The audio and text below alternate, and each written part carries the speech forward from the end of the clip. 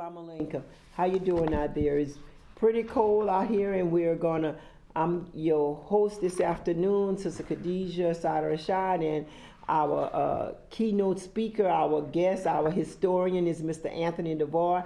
And this is a live segment. You can reach us at 337-366-8950. And you do know that it's customary in the African tradition that before we address the community, before we get permission, before we go to the community and speak, we get permission from one of our elders. So I'm going to have to ask you, Mr. DeVore, since you're older than all of us, to give us permission to speak. Oh, please do. All right. And we just want you to just enjoy an intellectual conversation with history. We just want you to know that you're welcome to join us. You could call in. You see the number that's on the screen at 337-366-8950. We welcome all callers that's calling correctly, And we were just talking about the history, the viable part that we don't know that happened. And Mr. Anthony Navarre, right here from Lafayette, Louisiana, was kindly enough to share the history that he know of. We showed a book. Can I get the book right here, Mr. Navarre? And that book is Black Profiles in Courage, and it's with Kareem Abdul-Jabbar and Alan Steinberg. That's a good read to have. And Mr. Anthony just about have a wealth of history that's right here. And so we're gonna go ahead. We had started with on the last show, so part one, and then this is gonna be like part two, and we're gonna continue to label the shows when we get a chance to do it, Mr. Anthony. We was talking about Muhammad Ali, how Muhammad Ali had refused to sign up for the Vietnam War, and Mr. Anthony had mentioned he refused the draft. The draft. Yeah. He refused the draft, and by him refusing the draft, they stripped him of all his ranking in the professional boxing community. They took away his championship. They took everything away from him that he had earned, that he had worked for, and that he had achieved. But he got it all back. He got it all back. And and I remember some of the clips of Muhammad Ali, how he was so smooth on his feet with his hand, but he was always talking about consciousness. He was always trying to educate people. And when he changed his name from Cassius Clay to Muhammad Ali, it was like you felt the change, because. But it caused a division in America. And it caused a division in the black community, because there were black people who wanted to still recognize him as Muhammad Ali, and there were black people who wanted to recognize him as, wanted to recognize him as Cassius Clay, and refused to use his name, his chosen name of Muhammad Ali. But there were a great number of people who recognize him as Muhammad Ali. That's right. And these people, I seldom always talking about, well, I hear someone say, well, what the people going to do? Well, are these people that you worrying about, are they the ones that's paying your bills? Are they the ones that paying your car note? Who really give a damn about what the people going to say? If he decided that was his coming, that's the way that he wanted to be addressed, then by all means, you're supposed to address him as such.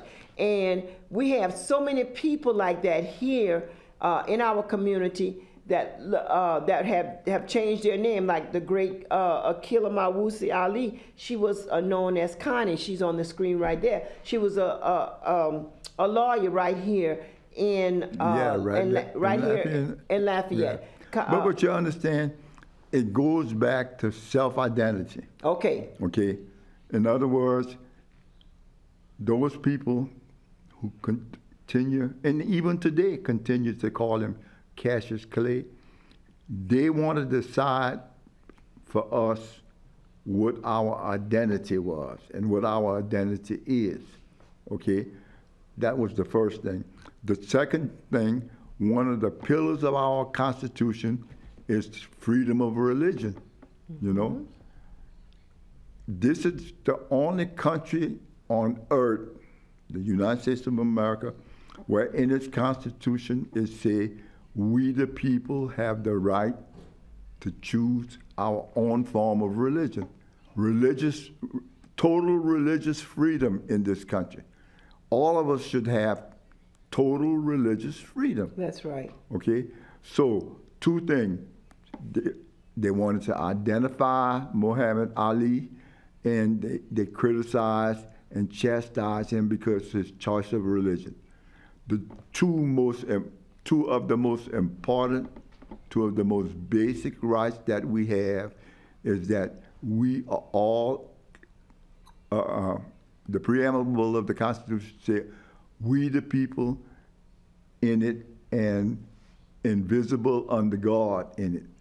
And the invisible under God in it is that we all have freedom of religion, and that no one in this country should point a finger at anybody else about or criticize anybody else about that form of religion in this country, in the United States of America, because it says in our Constitution, indivisible under God, which meant, you know, when God told Abraham in the desert, he said, Abraham, someday I will be called by many names, but I will still be the same God, okay?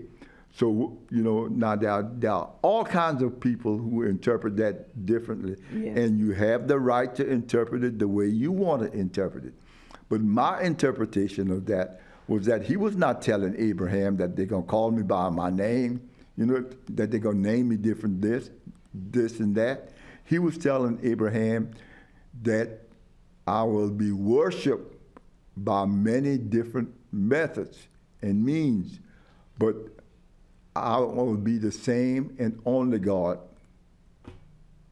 So when the people who created the Constitution of the United States of America, many of them were atheists and many of them did not believe in a God, but they understood that one of the basic things that we needed in this country was that many of them came to this country because they were fleeing persecution of religion, persecution of many things. But it was important when they wrote the Constitution that at the beginning of the Constitution, they put freedom of religion, freedom of religion. And freedom of religion means that it doesn't matter what your religion denomination is in this country, you're still an American. And we equal as American in religion. So. That's right. And then there are also some pretty good movies that's out there. One that was directed by Regina. I can't think of Regina's last name, Brother Jay. Where, huh? Okay, Regina King, where she had the conversation with the great late Sam Cooke, the great late Muhammad Ali, the great late Malcolm X, and there was somebody else. James Brown. James Brown. Yeah, Jim Brown, not James Brown. Jim Brown, the football player. You're right. You seen the movie? No, I didn't, but I read about it. Oh, okay. I read the whole story. You read the whole story? Yes. Okay. All right. Well, that was superb. Really superb. And that's Brother Jajaga. That's in the background. Now, there's another movie that's out, Mr. Anthony, and it's dealing with the Black Panther. Judas and the Messiah. What is it called? And the Messiah. Judas and the Messiah. And the Messiah. Oh my land. Who was Judas in the? Judas had. Judas was the FBI agent that betrayed Brother Fred Hampton of the Chicago chapter of the Black Panther. There you go. And who was that? J. Edgar Hoover. J. Edgar Hoover was who? Yep, J. Edgar Hoover. J. Edgar Hoover's first job by the FBI was to deport Marcus Garvey. Okay, his second job, and when the Black Panthers created themselves as an organization in this country, Yes. J. Edgar Hoover immediately put them on the watch list, That's right. on the enemies list of the country. And what was so good about the movie, I don't know if you had a chance to see the movie yet, they were able to go back with the FBI accounts because they recorded everything. Mm-hmm. They recorded everything. Yeah. And what I don't understand, Mr. Anthony, you know what J. Edgar Hoover done and how crooked he was, but yet they still have the FBI office as J. Edgar Hoover, knowing that he was a... Then Wednesday, we're going to have the son of Fred Hampton Jr. on the radio show. Say it again, Good. Brother Jay. This Wednesday on Thi- the open line. This Wednesday, Fred Hampton Jr. Fred Hampton Jr., There you go. Man who was Yeah. killed by the FBI. Okay. And Chicago PD. son of the man that was killed by the Chicago PD. Yeah. And the FBI. the FBI. That And was a it's, joint operation by the FBI and the Chicago Police Department. okay. And But you understand, let me tell you something. You got to go back and understand how J. Edgar Hoover came about. Before we had the FBI, we had the government agents. They were just called government agents, okay? And the government agents, President Truman, when the FBI was created, President Truman had appointed a black man from Chicago, Illinois, as the first head of the FBI. okay. Okay, when it became the FBI. Okay, when J. Edgar Hoover came, I'm sorry, I digress. I don't want to give you the wrong information. He was appointed as the first G-Man. Yeah, he was appointed as the first agent, as the first commander or the first leader of the G-Man. Okay. But when J. Edgar Hoover got in, J. Edgar Hoover disliked black people so much, Cross-dresser. he was a cross-dresser, he disliked black people, and when the opportunity came that he became director of the G-Man, he wanted his own legacy to be part of the organization. So he changed the organization to the Federal Bureau of Investigation. Okay? And if you go back in history, there's no history about the G-Man, and he completely obliterated the history of the G-Man and the name of the person who was the first director of the G-Man's organization. And he called his organization the FBI. And it's the same way too. Like right up not even a half a mile from where we at, you have the Mouton statue. The Mouton statue, and they lost the war. They were the Confederates that lost the war. You have maybe about 2 or 3 minutes from where the statue is. You have their own museum. The Mouton Museum, where they could easily have placed Mouton there, but it's like, I'm gonna put this in your face and then continue to put this in your face. Caller, you have a question or comment for Mr. Anthony or myself? Good afternoon. A lot of great history being retold by Mr. Anthony. I want to ask Mr. Anthony, as his recollection to the creation of the FBI, was if he remembered also that the FBI and the G-Man organization that the government had to create was born out of all the lawlessness they had across the country with, Bonnie and Clyde, Chicago with Al Capone, and most of his FBI first work before they were actually named the Federal Bureau of Investigation was to hunt down these criminals like Al Capone and find a way to, bring them to court and incarcerate them. Because if you think about it, a lot of them were getting away with a lot of the things. Because most of the people in in the countryside, they were in love with the idea that we had these people who were robbing the different banks and The Robin Hood going through a syndrome. depression, and people were actually celebrating and hiding these criminals out. So, from my studying about it, the FBI came out of that with the government because crime was out of control across America. So I'm gonna hang up and listen online and ask Mr. Navarre to elaborate on that if you have any recollection of that. Thank you guys so much. Okay, look, after J. Edgar Hoover was successful in deporting Marcus Garvey, that was his first assignment. His first job in the FBI was to find, he was hired out of college and given the task to find a way to deport Marcus Garvey. After he was successful at deporting Marcus Garvey, then the attention came in this country to the fact that prohibition, pre-prohibition, was when the Kennedys, the Irish brought Irish whiskey into America. The Kennedys brought Canadian whiskey across the Canadian border, and there was a struggle between the two. Okay, we had the Irish liquor war, and we had the Canadian liquor war, and the solution to that was to eliminate the Irish.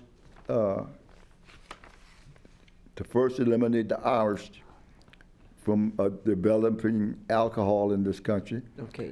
And to limit the Canadians, all of the wars and all of the conflicts concerning alcohol in this country pre-prohibition were at the Canadian border. Okay, so what the people who had influence in that industry in this country wanted to do was limit the ability of non-Americans having any influence in alcohol in this country. Okay. So the Kennedys were given the rights, all the rights to bring Scotch whiskey in this country, and then the mafia then took control of the Canadian border, things that were coming in through the Canadian border, coming in through this country. And when you see the newsreels of the great raids, where they would go in and bust the barrels of whiskey and pour them out on the street, that was Canadian whiskey.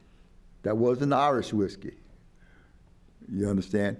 So what eventually happened was that they made a compromise during the organized crime area.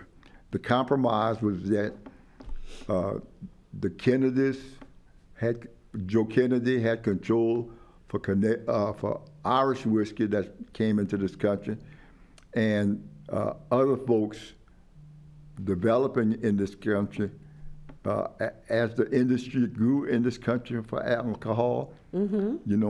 You came up with Jack Daniels,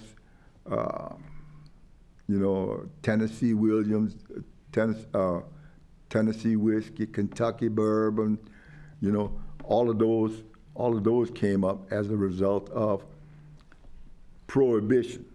Okay. And then after prohibition, when prohibition was over with, then those companies flourished in America. Flourish and Yeah. and not and So prohibition and pre-prohibition was all about economics in America. It always go back to money. And the reason why J. Edgar Hoover, they hired J. Edgar Hoover to go after Marcus Garvey was about money. It was about Marcus money. Garvey had a fleet. a fleet of cars. He had houses or mansions, they called them, mansions in several states. He had his own banking system. He was developing his own banking system in America. He had his own ship to take people on tours around the world or tours back and forth to Africa. Yes. You know, so it was all about economics. You know, people seem to think that everything that happened to us was about race. You know, while race was the major factor in many things, many times it was about economics. The reason we were kept in slavery in the first place was For free labor. was we had free labor to do what? To pick the cotton. Yes. Then we had free labor to build the buildings, the That's roads right. and the bridges. You know, the White House was built by black people. You know, both times when it was destroyed in the war, it was again built by the sons and daughters, by the sons of slaves. Right. You know, And so slavery, while we consider, and that's one of the things, you know, it's a multifaceted operation. We in the black community consider slavery as being oppressive to us. But slavery, while it was oppressive to us, was an economic boon to this country.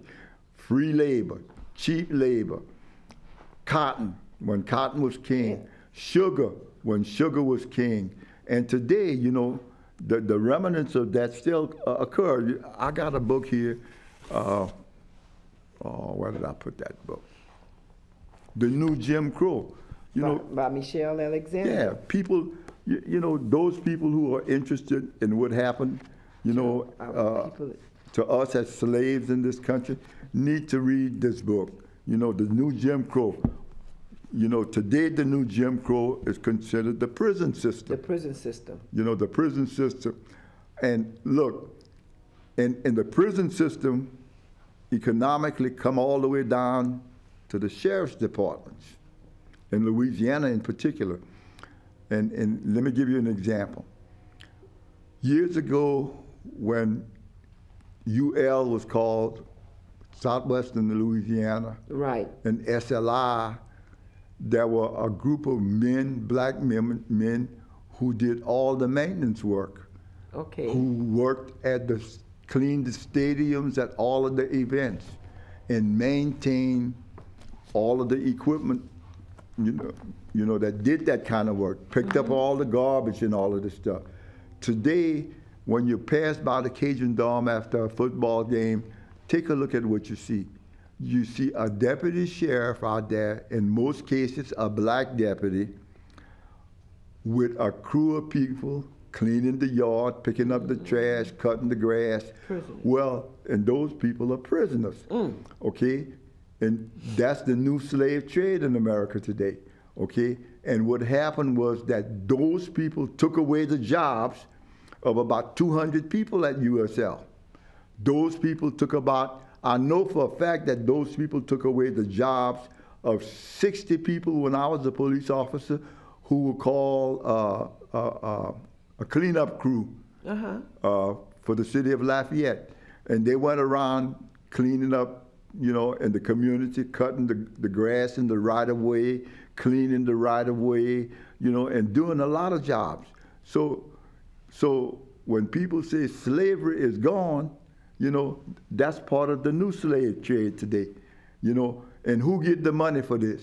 Right. Who get the money for this? You know, Right. because they're not doing this for nothing. No. The no. university is paying somebody, you know, so the money goes to the sheriff's department. Yes. You know, and the money Trickle- goes to and I think 85 cents go into the pocket of the people who are actually doing the work. Right, right. And then even when you look at Angola State Penitentiary, right there in out of St. Francisville, you know, that place in itself housed over 5,000 inmates, and they No, over 5,000 inmates are used in the state of Louisiana as chief labor.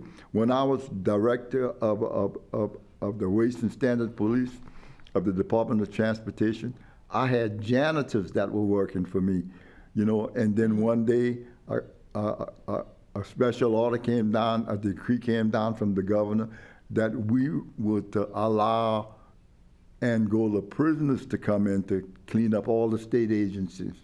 So that that took away the grass cutters, the janitors, you know, and a lot of service people, you know, at the bottom of the scale of the rung of society.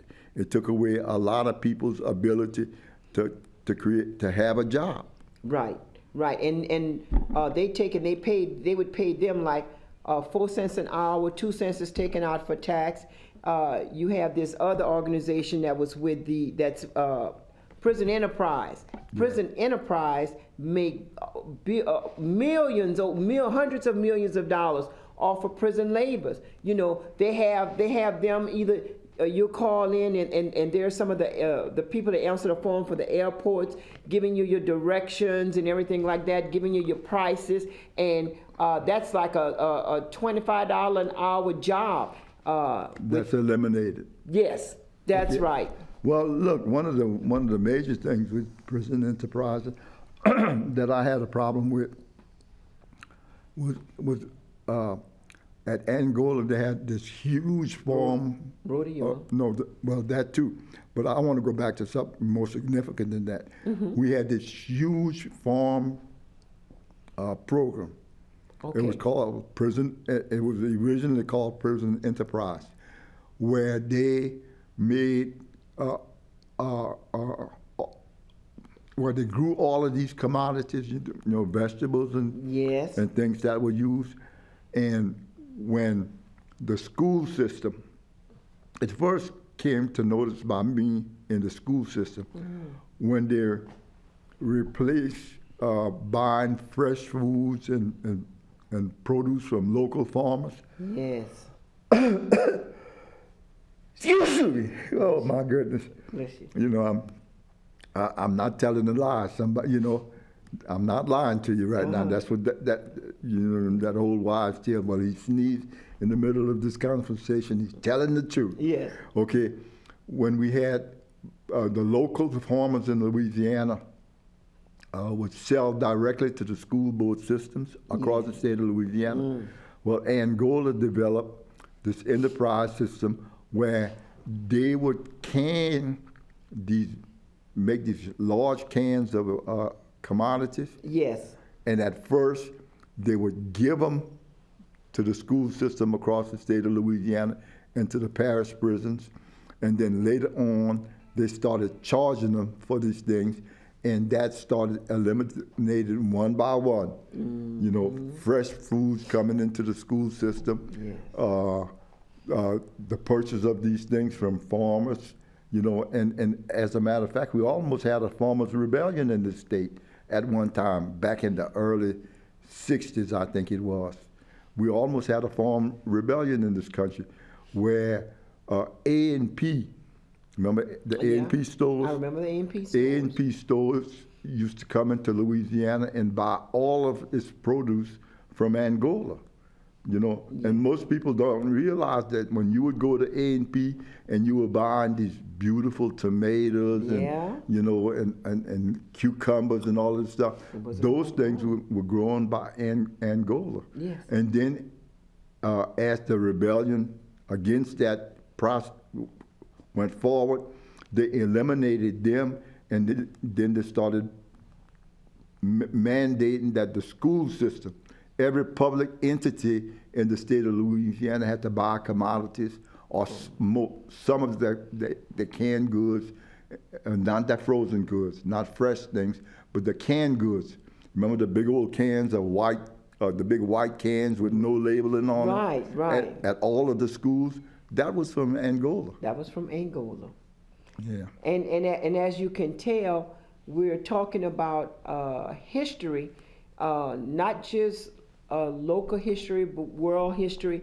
And we both was discussing about Sister Janelle Jaguar, how prevalent that she was within the community, and still is, because there would be no Black History Parade had it not been for Janelle Jaguar. And I remember you telling the story, Mr. Anthony, about Janelle. Well, I got a lot of stories to tell about Janelle. Where you want to start? Okay. Look, Look, let me tell you my favorite one. Your favorite? I know your favorite. Well, I got one. two favorite ones. Okay. But my first favorite one was when I was a young police officer. I just got on the police department. I met Father McKnight someplace. Yes, Father McKnight. Yeah, I met Father McKnight someplace, and Dolores Partan was his secretary. I met Father McKnight through Dolores Partan, and I became acquainted with Alfred McZeal. Okay. Okay, this was in the first stages of my career. Yes. About 2-3 years later, I was at home sleeping one day, and somebody knocked on the door, and my grandmother woke me up and said, there's a man over here who want to talk to you. And it was Alfred McZeal and Janelle Shagwar. Mm-hmm. Janelle Shagwar at the time was probably a senior at Holy Rosary or had just graduated from. Okay. She was really young, really young. So they said that Father McKnight want to talk to you, or Father McKnight want to see you. I didn't know what it was about. I had no idea. Right. So my grandmother told me, boy, get up, dress yourself. The priest want to see you. Back in those days, if the priest wanted to see you, you better just jump and go. Yes. Because your grandmama would have jumped on your case like sardines, on crackers. Yes. Yes. So I got up, dressed me up, and I went with them. When I got to Southern Consumers, Father McKnight said, we need your help. No, these people need your help, Janelle and McZeal. And I asked him, what's the situation? Okay. Well, they had a bunch of students who wanted to march to Northside High School to integrate Northside. That was the first time I met her. Mm-hmm. Okay. And the police department would not give them a permit to do it. And if they didn't get a permit, then they wouldn't be protected in the march. In the march. Okay? They wouldn't be, that's right. So I said, okay, I can help you. I went home, put on my uniform, and I went to Southern Consumers, and I said, let's go. We're going to walk down the street, but y'all have to stay behind me. Okay? The city police did not get involved up in that because at the time I was a city policeman, and the chief at the time did not want the newspaper to record that there was a conflict between me and the white police officers. Okay. I was the only black police officer at the time. We had 2 other police officers who were special police officers. So they didn't have the power to arrest, and they didn't have the power to direct traffic.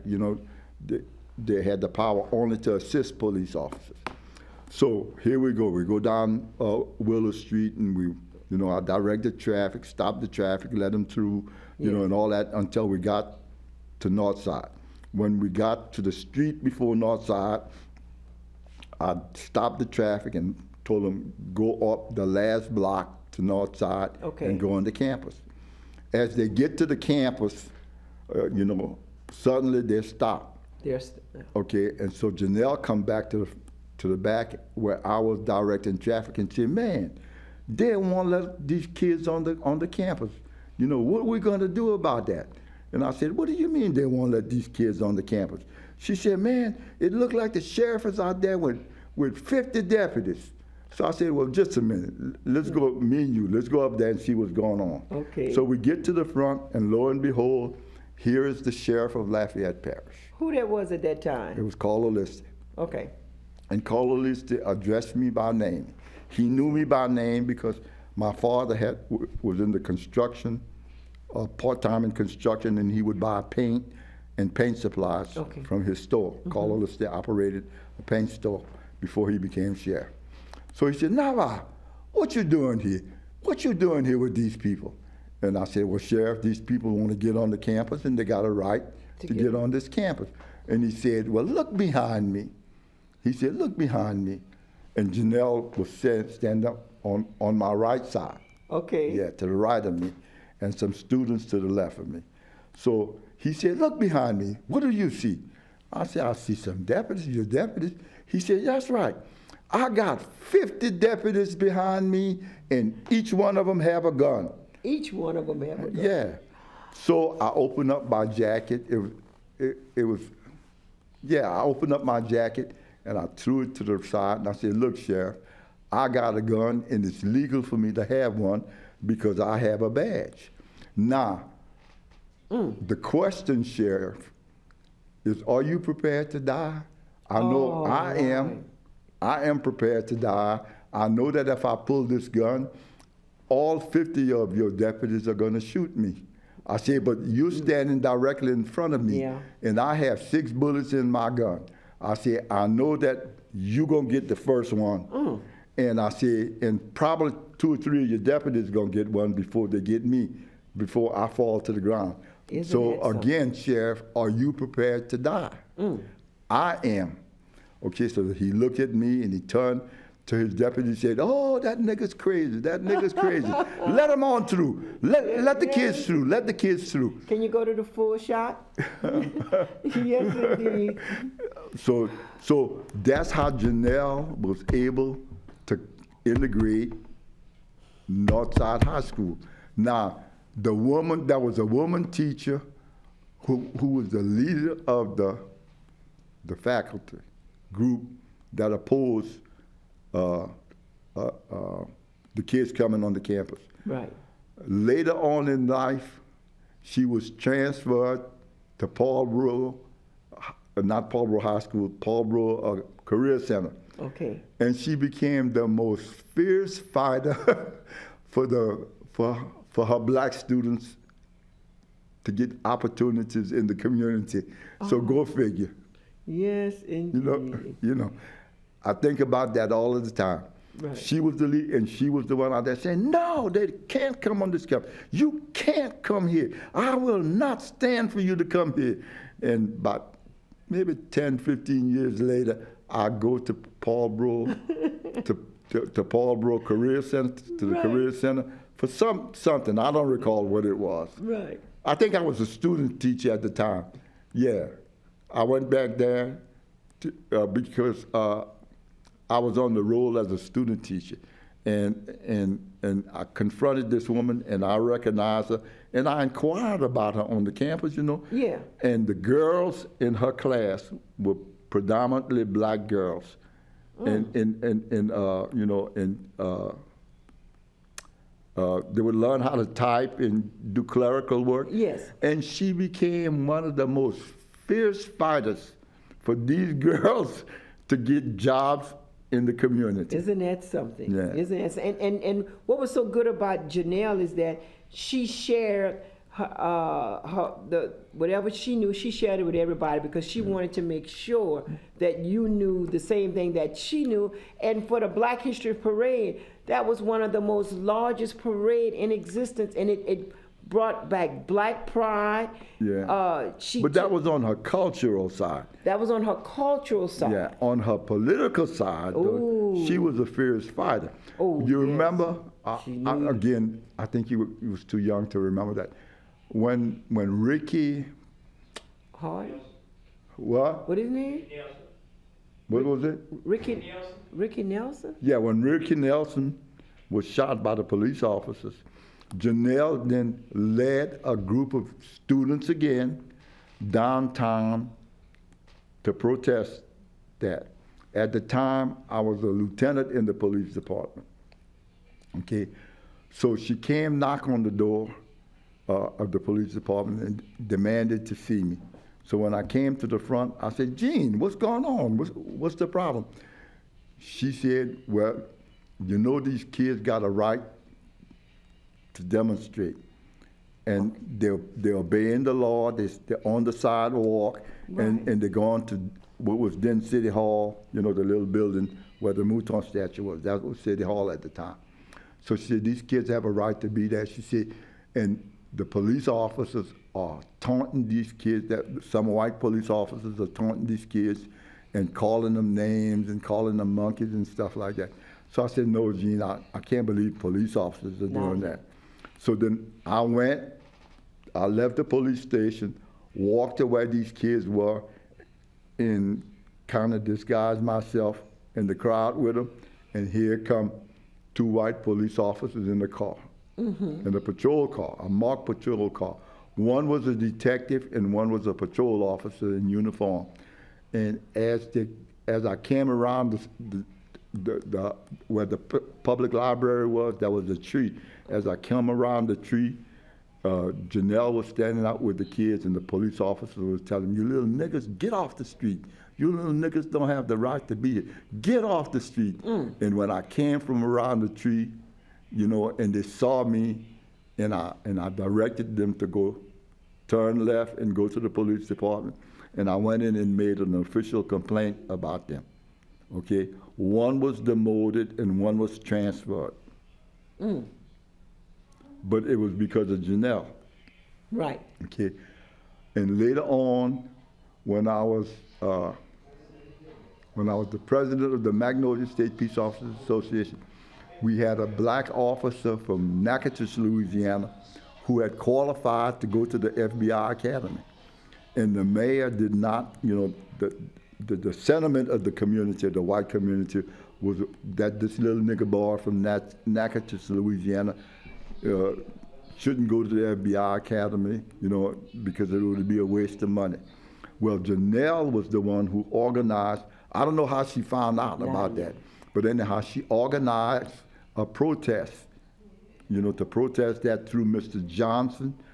Mr. Johnson at the time had just built his new facility in Natchitoches. You know, he had a great auditorium. Okay. A great auditorium, which Janelle negotiated with him for the community to use his building as an organizing point.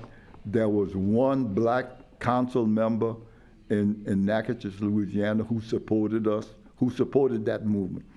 I got involved because they asked for the Magnolia State Peace Officers Association. Go another room. They asked for the Magnolia State Peace Officers Association to support them. So I went down with Janelle, Father McKnight, and Father McKnight's mother to an organized meeting at Mr. Johnson's place that Janelle had organized with those people to support this police officer going to the FBI Academy. Okay. After one of the meetings, we had several meetings, you know, back and forth. After one of the meetings, we got report that there was some deputy sheriffs waiting for us between Natchitoches and Alexandria, and that they were going to confront me and either kill me or do something else to me, because they thought that I was the spearhead of the whole operation. Yes. But it was Janelle. It was you. So a black deputy managed to find us on the road and stop us and warned us that up ahead that there were some deputies waiting and to be careful, you know, to find another route to go to come back to Lafayette because they were waiting for us. So there was no time to turn around and go back, so I stopped the car on the service station lot by the airport, by the Air Force base. Okay. And I said, Janelle, you know, I'm not going to let these people take Father McKnight or harm his mother, because Father McKnight and his mother were sitting in the back seat. Yes. I said, but I have these guns with me. So Janelle looked at me and said, man, give me a gun, give me a gun. I said, give you a gun? What are you going to do with a gun? Well, show me how to use it. Show me how to use it. She said, if you go down, I'm going to go down with you. So, and she said, can you take care of everything in front of you? I'll take care of everything in back of you. But in the meantime, that black deputy had notified two black officers with the Alexandria Police Department, who then called some of their membership and came down the road and intercepted us and escorted us to Alexandria. And then there were two deputies, an old man named Jasper Williams. Jasper Williams with the sheriff's department in that parish, in the next parish, in Marksville. Okay, in Marksville. And his partner was a saloon operator who was a special deputy, came out to the Alexandria line and picked us up and brought us to Avars Parish. When we got to Avars Parish, they turned back because they couldn't come into Evolve Parish. I told them, and they tried to get in contact with the St. Landry branch of the Magnolias Peace Officers Association, but the president in St. Landry Parish was out of town at the time. His name was Julius Gilroy. But I told him, look, I'm fine. We could make it all the way because everybody in St. Landry Parish was our friends. Isn't it something? So we got back to Lafayette. And when we got back to Lafayette, I was calling to the mayor's office to explain why I had gone over there and what I was involved with, and the fact that I had violated the law and violated civil service conditions. Okay. But I explained to them that the law stated that if I was president of a state police organization in the state of Louisiana, I could represent my membership wherever they were in the state of Louisiana. So they couldn't suspend me and they couldn't fire me. Okay? And the request had come from the mayor of Natchitoches, and the request was, can't you people control y'all little nigger over there? Oh, my land. And me and Janelle laughed about that all of the time. Every time we met, we would talk about that, and we would laugh about that in every opportunity I had. I talked about that, and I told people about that. I told people that not only was she a voice for the freedom and the opportunities for black people in the country, she was prepared to go all the way. She was prepared to go all the way. Yeah. And at times, she did go all the way. Oh, many times she went all the way. And many times by herself.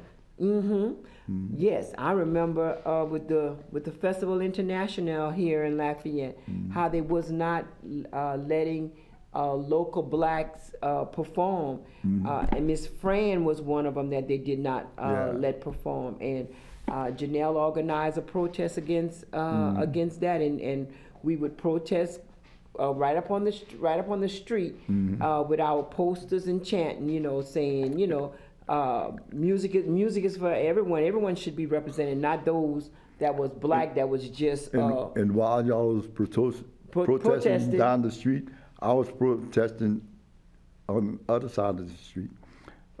At the time, there was a group of black people, mostly women, all women, working for the Daily Advertiser as part-timers. Yes. They were the fillers, they would fill in the Sunday and on Friday, Thursday, Friday, and Saturday night. They would fill in the papers with the Sunday sales and all that stuff. Right. Well, they were in a mental building behind the main office. Okay. Okay. And they work on the graveyard shift, so they would work from 9 o'clock at night sometimes till 10 o'clock in the morning sometimes. Well, they didn't have anywhere to use the restroom, and they didn't have anywhere to take a break or to eat their lunch. But 10 steps, maybe 5 or 10 steps away from them was a building that the Daily Advertiser owned at the time. It had all kinds of vending machines and coffee machines and all that kind of stuff for the white employees of the Daily Advertiser. So when some people came to me, and asked, some of the ladies came to me and asked me, can I help them? Okay. At the same time, Janelle was doing her thing down the street. Yes. Okay. So I organized a protest. And the organizers and the helper in my protest were my 2 daughters, Jennifer and Melissa. Jennifer and Melissa. So we going up and down the street, with our little sign, and some of the employees who were with us protesting, and we got no response from people, People would just pass up and down and ignore us, So my daughter, Melissa, was at St. Paul Schools at the time. Right. Okay, she said, Daddy, why don't we get some posters and on the posters, write apartheid Lafayette. That was good. Okay, at the time, you know, Can and you South go to the Africa, full shot? South Africa was on everybody's mind. Right. With Mandela in prison. So I said, well, you know, I didn't know what to do. So I gave my daughter some money. I said, go get whatever you need. So she went and she got some little bitty posters, and she wrote across there, apartheid Lafayette. Yes. Well, at the time, this was either the first or the second Festival International, and a lot of people from Europe was coming through. Well, Right. you know, in Europe and Africa and South Africa, you know, those parts of the world, apartheid was a major issue. So when people saw the sign, apartheid Lafayette, Can you go to the full shot? they would stop and take pictures. So the people at the advertiser came out and said, "Oh no, you can't be on our I prop know. Go to the full on our properties with those signs." And you know, and at the time we were on the sidewalk, and they said, "Well, you can't be on the properties with these signs." So we got off the property and we were in the parking lanes. Okay. Yes. But still, we didn't get the kind of response that we thought we should have gotten. So my other daughter, Jennifer, said, Jennifer started a conversation with Melissa. Maybe we should make another sign that said that if you support us, honk your horn. Okay. So I said, well, go ahead, put at the bottom of your sign, if you support us, honk your horn. And lo and behold, we had pom, pom, pom, pom, pom, pom, pom, pom, pom, pom. Oh. And the man, so the people at the advertiser came out and they realized that the people who were blowing the horns in support of us were not black people, they were white people. Okay. So they immediately they immediately made a deal with the people. Look, y'all could go in the place, y'all could use the bathroom, you could use the tables to have your meals, you Now could you see buy that's what you want from the vending machine. You know, at the same time, y'all were down the street. That's right. That's Yeah. right. That's right. And you So- see, if you hadn't told the story, a lot of people never heard it. But you have a And I lot- was a police officer. I was still a police officer at the yes, time. yes. Yeah. Well, you have a lot of books, and I just wanted to we only have, I think, maybe about 6 minutes. I wanted to just show the people the list of the books that we have. That's probably the most important one. Across That Bridge, Yeah. Vision for Change and the Future of America by John Lewis, the great late John Lewis. You have Stacey Abrams, Our Time Is Now. You have The New Jim Crow, and that's by Michelle Alexander. This one is important too. This is The Death of Politics by Peter Weiner. The Death of Politics by Peter Weiner. The Vision. You have My Vanishing Country by Bakara Sellers. And This right up in here. You have Lafayette. That's dealing with some of the history of Lafayette. and those you could find just about at any drugstore. At any drugstore here in Yeah, Lafayette. You also have Segregation by Design, and that's by Jesse Townstein. And what we started off with on our first show, Black Profiles of Courage by Kareem Abdul-Jabbar and Alan Steinberg. But now, I don't want people to think that I'm recommending just those books. I'm not no. limited to those. No, I just wanted to show how you Yeah, came. currently, we all- these are the ones that make sense for black people to read and to be familiar with, in my judgment. That's in my judgment. right. Not in nobody else's judgment. In my judgment, these are the ones I think that are relevant to us today. Yes, and we want to thank you so much, Mr. Anthony. In closing, you have like 20 seconds. What would you like to say? Well, you know, can I do something political? Oh, help yourself. Hallelujah. Thank goodness Trump is gone. Oh. Oh. Black people, hallelujah. Black people should run around singing hallelujah. We got rid of him because he was defeated by black women and Native American women. Okay. You know, 18% of black men voted for Trump, who voted for Trump, and 68% of black women who voted and Native American women who voted against Trump. So thank goodness to the sisters. This is your year. This year belongs to black women and Native American women in America. Well, And I thank you. yeah, yes indeed. And I applaud you. Yes indeed. Yes. We're out. Yeah. Oh, he said close out. This is another good book, Black Panther, 1968. They have the movie that's out. What's the name of the movie, Shahin? Judas Judas and and the Black Messiah. You need to find out. It's all the accounts from what